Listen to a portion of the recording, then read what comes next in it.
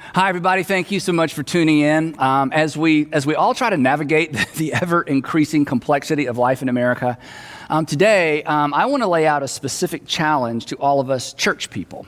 Now, if you're not a church people or you used to be a church people, I think you're going to enjoy today's message primarily because, well, today's message may explain in part why you're not a church person or why you're not a church person any longer. So I want to go ahead and just jump in.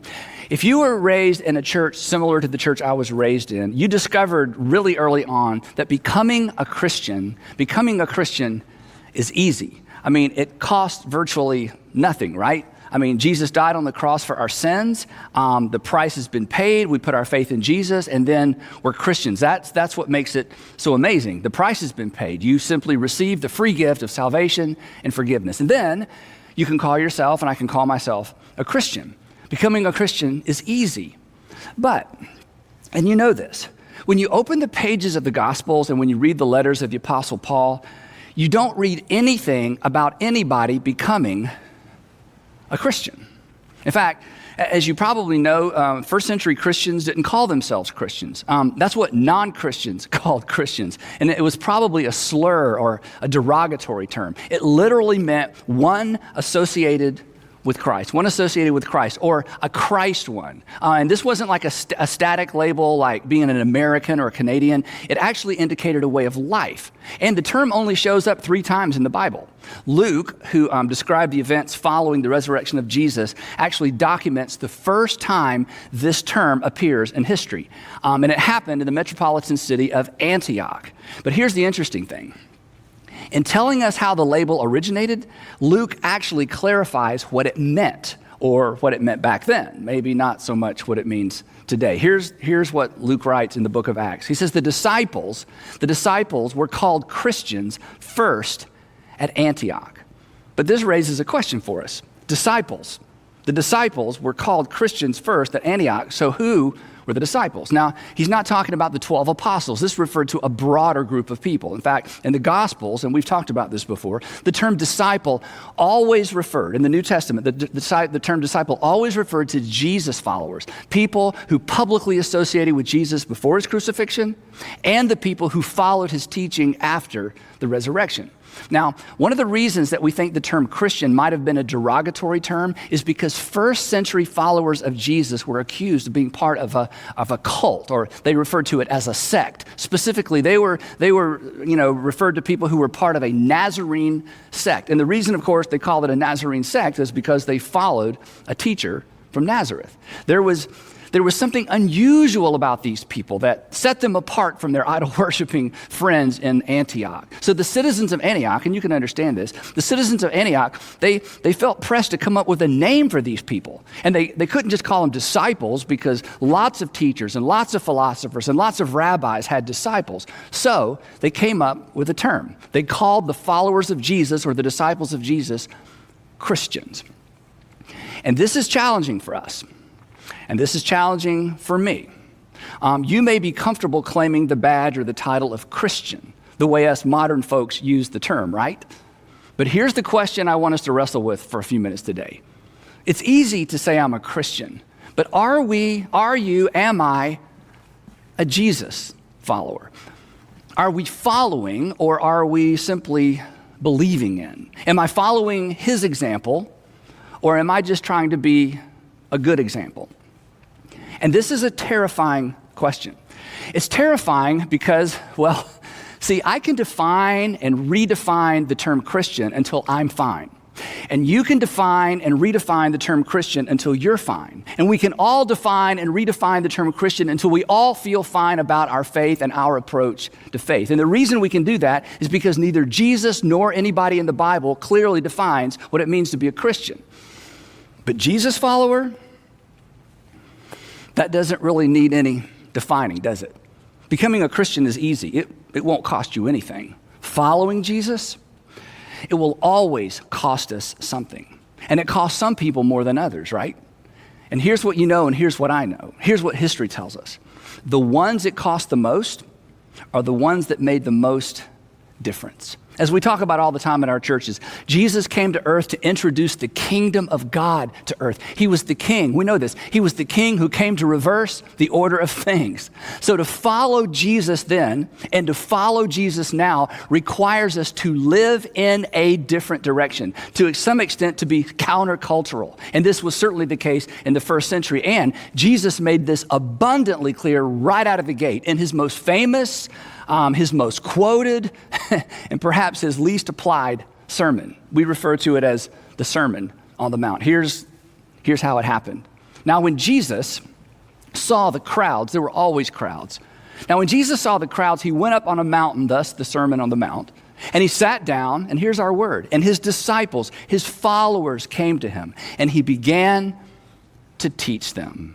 And the crowd had no idea how lucky they were. Think about this. They don't know this. They have no idea.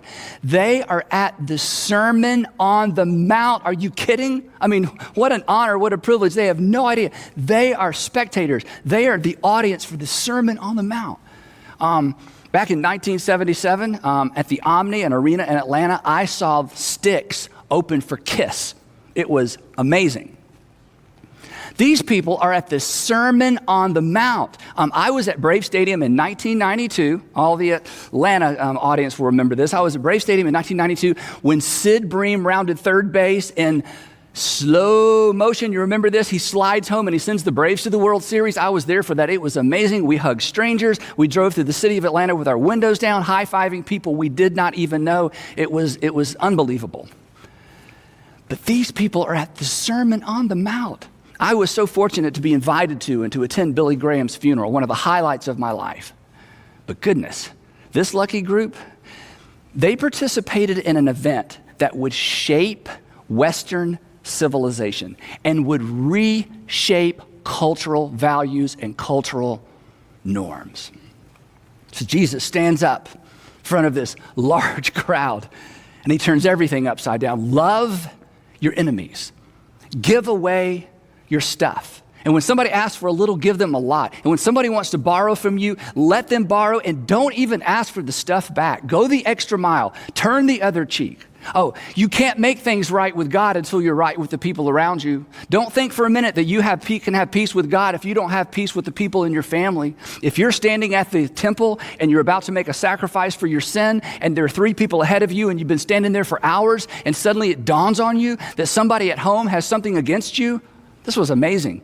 He said, leave your sacrifice there in the temple and go home and make things right with your brother or sister. You can't be right with God if you're not right with your brother, if you're not right with your family, if you're not right with your neighbor. Hey, and stop staring at that little speck of sawdust in your brother's eye and clean out your own eye first, and then you'll be able to see your brother better and you'll be able to help your brother. You've heard it said, an eye for an eye and a tooth for a tooth. Not anymore, not in my kingdom.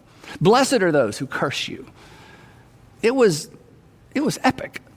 It was disturbing. He literally turned their entire value system upside down. And then, read it for yourself.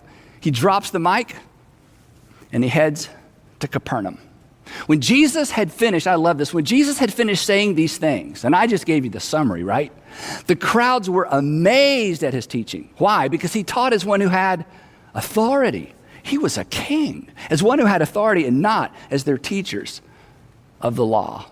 And when Jesus came down from the mountainside, large crowds followed him. It was a street party. Nothing like this had ever happened before. I mean, John the Baptist, he was kind of the warm-up act, and he attracted thousands and thousands of people. But there was something different about Jesus. Again, he spoke as one who had authority, and maybe this was the Messiah. And then a man with leprosy shows up. He shows up, he steps right in front of Jesus, and he kneels down before Jesus. And this was kind of a downer, right? I mean, as soon as a leper shows up, the crowd kind of stops. They kind of make space. Nobody wants to get too close. And it's like, oh, things were going so well. And the leper says to Jesus, if you are willing, Lord, if you are willing, you can make me clean. Now, Jesus had just taught, blessed are the poor in spirit, blessed are the poor, blessed are those who mourn, for they'll be comforted. Big talk, right? So what's he going to do? Jesus, you know this story, he reaches out his hand and he touched the man, and I love this. And he said, I am willing. Be clean. And immediately he was cleansed of his leprosy.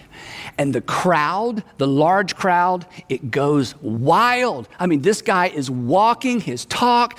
He's doing for others. He stopped his car and gave that couple with the sign all the cash in his wallet. He is the real deal. He's actually going to live out these extraordinary values that didn't make any sense. They don't seem like they would work in that culture, but here's a guy that's going to do it anyway.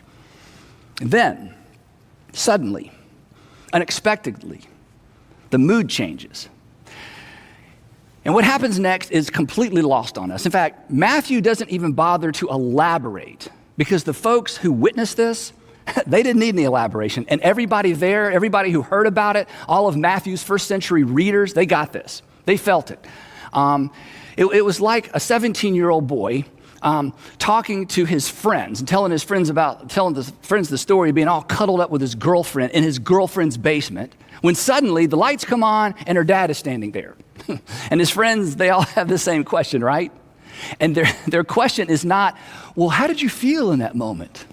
No, they already know the answer to that question. What do they want to know? They want to know, well, what happened next? And this is one of those moments in the life of Jesus. Everything is good, and then suddenly the lights come on, and it's her dad. Now, Matthew didn't have to tell anybody how everybody felt in that moment, because everybody knew. Here's what happened. When Jesus entered Capernaum, a centurion came to him asking for help. And the world stood still. This was beyond awkward. Love your enemy, do for others, go the extra mile, great hashtags, but surely those pithy one-liners don't apply to this guy. I mean, healing sick Jewish people, that's one thing. This is a whole nother thing. So a little historical context might help us here. Because again, we don't feel the gravity, we don't feel the tension of the moment. But everybody in Matthew's audience did. Here, a little background. About 100 years before this event, General Roman Pompey enters the city of Jerusalem, desecrates the temple and the Holy of Holies by giving himself a self-guided tour.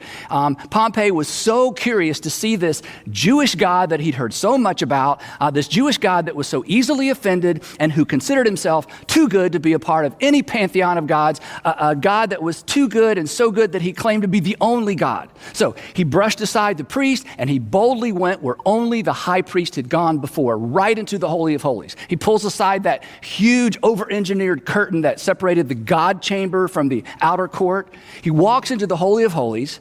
He looks around and he's so disappointed because there's no God.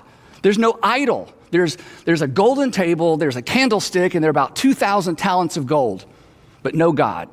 And he probably thought to himself, these crazy Jews, they build this extraordinary structure, this physical structure for a God who has no physical representation. I mean, what good is a God you can't see? And then he left. But he didn't leave alone. He left with thousands of Jewish slaves in tow. Judea and Galilee in that moment were essentially annexed into the Roman Empire. Galileans and Judeans lost their independence again, and they're forced to pay taxes to their pagan conqueror. Years later, another general shows up, Crassus. He actually... Anh viết vẫn chưa xong, liệu rằng ngày đó có đến trước, dành khi người mới còn chưa mong như anh từng là người đến trước, khi đắng, khi ngọt, hạnh phúc song hành như chén thuốc em à.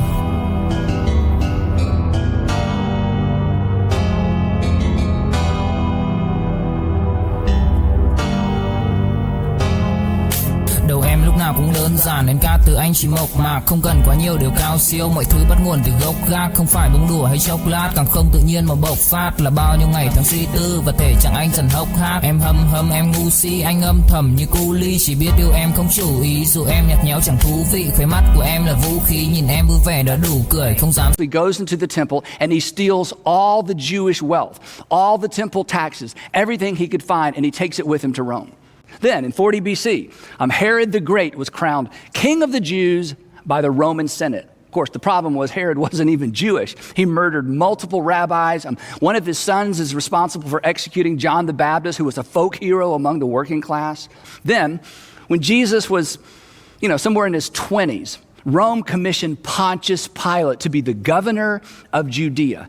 And Pilate is given credit for introducing crucifixion to the Galilean and the Judean landscape. He was constantly offending the Jews on purpose. He too stole money from the temple treasury. In fact, Pilate was so cruel that he was actually recalled to Rome because of his violence against Jews and Samaritans. And eventually, he committed suicide. The point simply being this, that anything and everything associated with Rome was tainted. There was just too much history. But it got worse. This was not a common soldier. This was a centurion asking Jewish people for help. This is a man who had earned his rank and his authority through violence. He obeyed without question and he obeyed without conscience. Centurions were severe disciplinarians. They actually flogged their own men and on occasion executed their own soldiers. But it got even worse.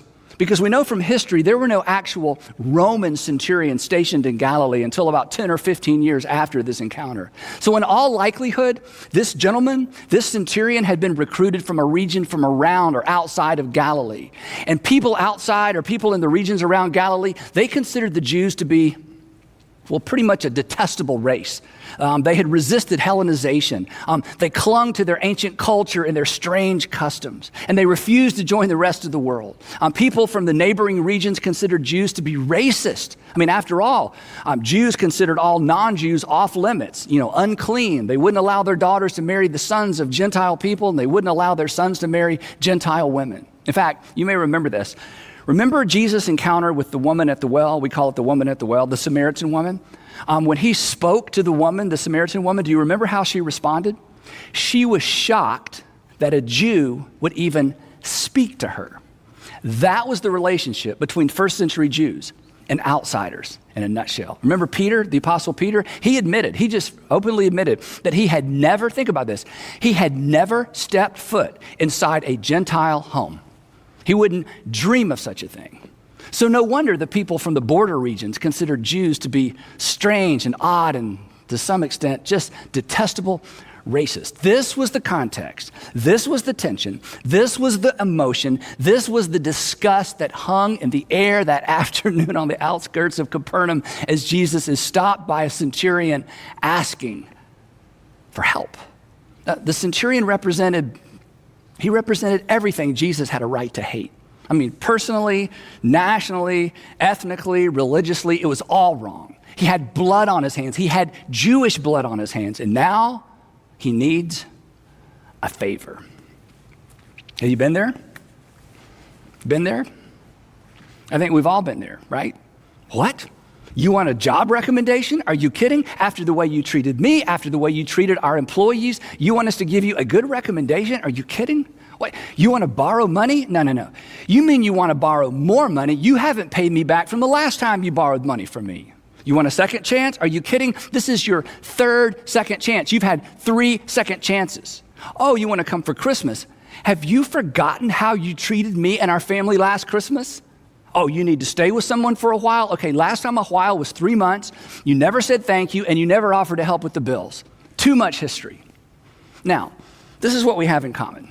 Isn't it true that if I want you to help a stranger who's never done anything for you or to you, you're for that, right? I mean, in terms of helping someone I don't know that's never done anything to me or for me, I'm all for that. I'm up for that, aren't you? I mean, that feels good. But doing good for someone who hurt me, or doing good for someone who reminds me of someone who hurt me or hurt someone I love,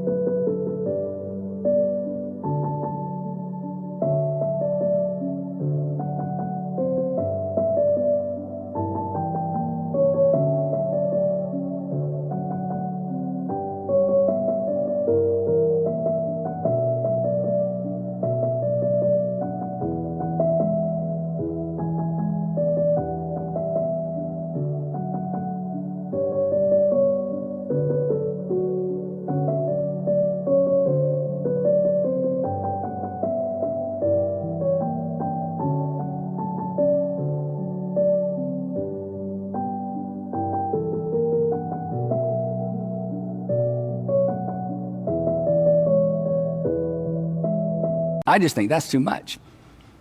Becoming a Christian is easy. Salvation is free. It'll cost you nothing. Following Jesus, moving beyond what's reasonable, beyond what's expected, that's difficult. It's unnatural. It's beyond natural. It's almost supernatural. And of course, that was Jesus' point. And if you do good, remember he taught this, Sermon on the Mount, and if you do good to those who are good to you, what credit is that to you? Even sinners do that. If you do good only for those who do good for you, there's nothing unusual about that. That brand of love is so commonplace. That brand of love keeps us sequestered behind our brands. It keeps us with our tribes. So, there they stand. There Jesus stands. There the centurion stands. And the question was, what would he do? They'd heard what he preached, but what would he do? And unfortunately, you can guess. Perhaps you know. Perhaps you've read the story. And once we read the end of the story, then I have a decision to make, and you have a decision to make, and we have a decision to make. We have to decide, are we willing to follow Jesus, or will we be content with simply being Christian? When Jesus had entered Capernaum, a centurion came to him asking for help. Lord, he said, my servant is at home paralyzed, suffering terribly. Wait. Hang on. You are suddenly concerned about someone suffering terribly? Are you kidding? The nerve of you? You personify, as a Roman centurion, you personify suffering terribly. You cause suffering for a living. We've suffered our whole lives because of you, and your nation and your armies and your legions. We've suffered as long as we can remember. And now you want one of us to relieve the suffering of someone important to you when you've never done that for us. In fact, you've done the opposite to us. And you know what? At this point, Jesus could have gotten personal, right? He could have said to the centurion, look at me. Thanks to you and your former emperor, my mother was forced to deliver me in a stable, which worked out well for Hallmark and the folks who sell yard ornaments. But anyway, it was dangerous for my mother, right? I mean, granting this man's request, it would be potentially dangerous for Jesus. He could lose the crowd. He would lose the patriots. He would lose the working class. When rumors of this spread, this could be the end of the mission. But Jesus had come to introduce a new kind of kingdom. He had come to introduce a new morality, a new ethic, a new way of seeing the world, and maybe more importantly, a new way of seeing everybody in the world. And so, in keeping with his own teaching, to illustrate what he just taught, he chose to do good for someone who represented an empire who had done unimaginable harm to his people, his nation, his family. And think about it. In the end, the empire that would oversee his own crucifixion. And Jesus says to him, okay, I'll do it. In fact, would you like for me to come and heal him? Would you like for me to come with you to your home to heal him? And I'm telling you, the Jews in the crowd are like, this is certainly a bridge too far. And the centurion, to their relief, replied, Lord, I do not deserve to have you come under my roof. To which everybody in the crowd thought, well, you got that right. You certainly don't. The centurion continues, and in an extraordinary, unprecedented expression of faith, he says, but Jesus, you don't need to come to my home, but just say the word, and my servant will be healed. Jesus, you and I aren't so different. Like you, I myself am a man under authority, with soldiers under me. I tell this one, go, and he goes. And I say to this one, come, and he comes. And I say to my servant, do this, and he does it. So no, I don't need you to come to my house. Just say the word, and my servant will be healed. And then Jesus, again to the phúc đâu cần chỉ cho phút bắt đầu. Nhớ đến cái lúc còn gió sương vơi đầy, nhớ hình bóng người nào đó vương nơi này. Trong vài khoảnh khắc mong có được đôi tay ấy cổ lau đi bờ mi khi nào thưởng hơi cay. Xa một người và bước qua cuộc đời không về xa đi vĩnh viễn mà chúng ta chỉ tạm chịu nỗi đau. Phút này mau tìm đợi nhau, phút này sau đừng về nơi hoàng tuyển và có hoa đỉnh ạ.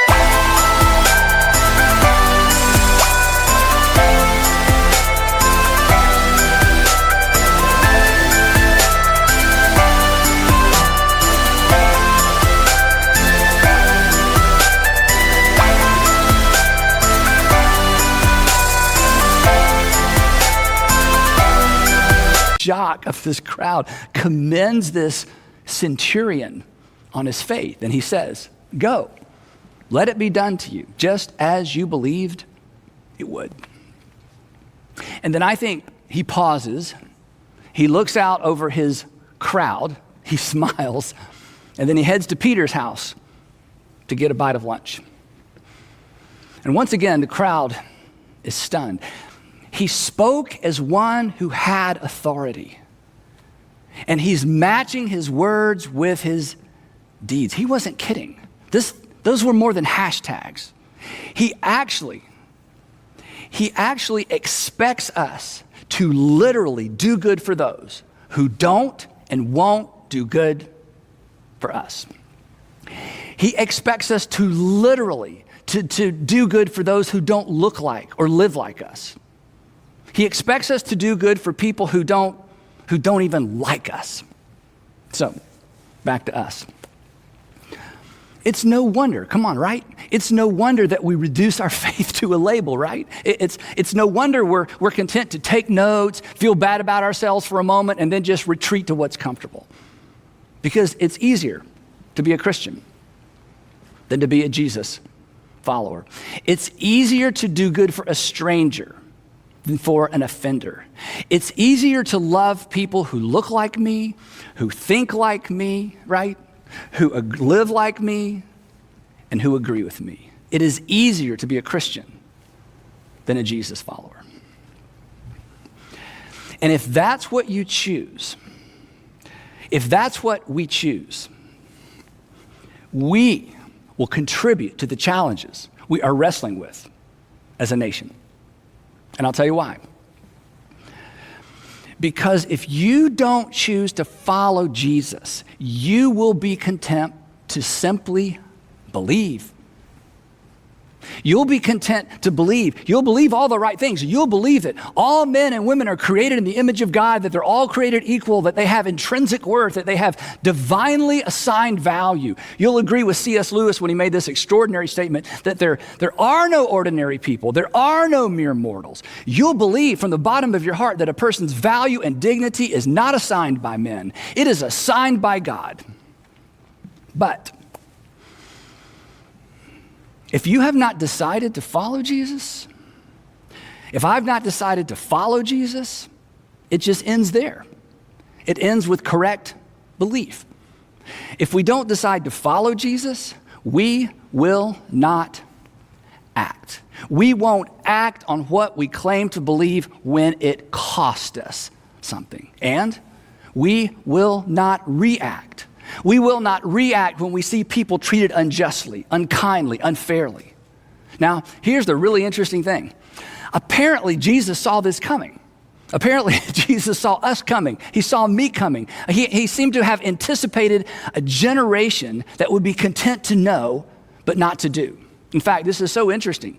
Jesus reserved his final words, his harshest statements in the Sermon on the Mount for those people who would hear and not do, who would agree, but who wouldn't act. For those who are content to sit and to listen and nod, but refuse to follow. Here, think about this. This is amazing. Here is the closing statement. Here is the closing statement of his most famous sermon. Here's how he closes it. But everyone who hears these words of mine and does not put them into practice is like a foolish man. Everyone who heard this sermon and who was moved by this sermon and even agreed with parts of this sermon, but when it gets down to real life, when it gets down to those emotionally, those emotional moments where it's just too much to think about following through with what we just heard, he said, the person who hears these words of mine and refuses to put them into action is like a foolish man.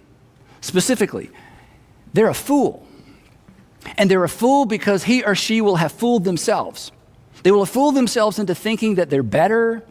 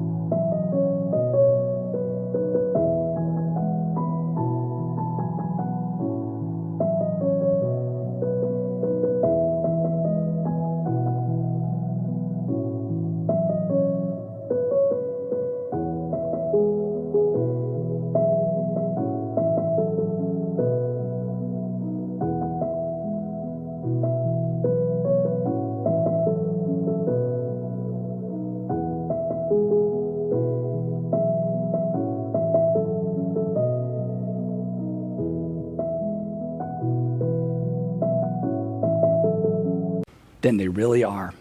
That they found favor with God that they don't really possess. It's like a foolish man who built his house on sand. It looked great. You remember how this ends. And then the rains came down. And then the streams rose. And then the winds blew. And they beat against that house and it fell with a great crash. So here's what I want to leave you with. The men and women who make a difference in the world are not the men and women who believe right. They are the men and women who act and react when something isn't right, even when it costs them. So here's my invitation to you. Here's my invitation to us. Here's my invitation to me. Let's not be content with Christian. Let's follow.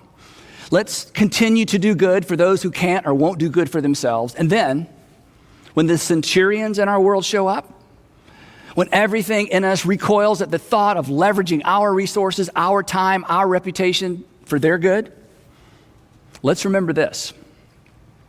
Because this is at the epicenter of our faith.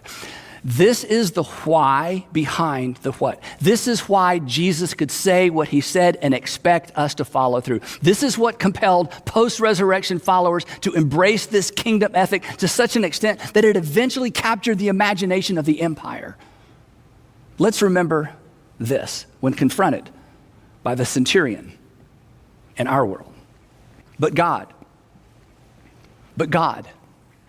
demonstrated, but God acted, God responded, but God demonstrated his own love toward us in that while we were yet centurions, Christ died for us. And then he rose from the dead, and from the pages of the New Testament, he glances over his shoulder at you and me and at all of us, and he says, follow me. Follow me. And together we will astonish the world with a brand of love that has the potential to change everything. It's easier to be a Christian than a Jesus follower. But here's the funny thing. Jesus never invited anyone to become a Christian. He invited us to follow.